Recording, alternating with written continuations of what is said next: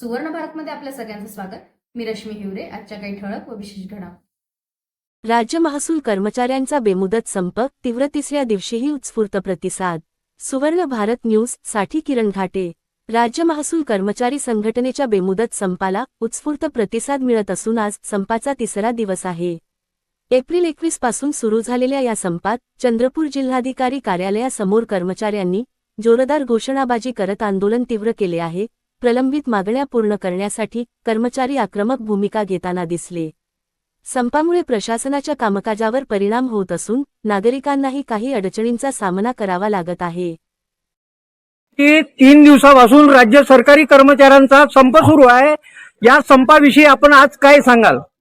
आज एक गोष्ट म्हणायची आहे, आजचा संपाचा तिसरा दिवस असताना काल सायंकाळी 6 वाजता राज्याचे मुख्य सचिव श्री माननीय राजेश अग्रवाल साहेब यांनी संघटनेला पाचारण केलं होतं, परंतु त्यामध्ये कोणतेही निर्णय झालेला नाही। त्यामुळे आमच्या जोपर्यंत मागण्या मंजूर होत नाही तोपर्यंत हा संप तसाच सुरू राहील।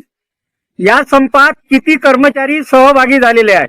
आता जवळपास जिल्हाधिकारी कार्यालय, महसूल विभाग, कृषी विभाग, वन विभाग, त्याच्यानंतर रुग्णालय विभाग, अशा प्रकारे पूर्ण जिल्हाभर, पूर्ण महाराष्ट्रभराचे कर्मचारी यामध्ये सहभागी झालेले आहेत।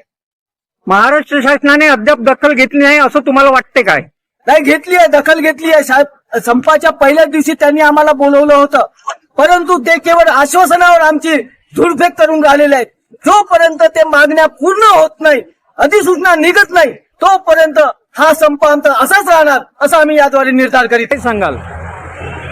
आमच्या वारंवार आम्ही सरकारकडे मागणी करत आहोत, परंतु आमच्या काही प्रलंबित मागण्या आहेत 18, पण मुख्य मागणी आमचे TCPS कर्मचारी 2005 नंतरचे जे आहे त्यांच्यासाठी पेन्शन लागू नाही झालेली आहे। त्या संदर्भात आम्ही वारंवार निवेदनं हे देत आहोत।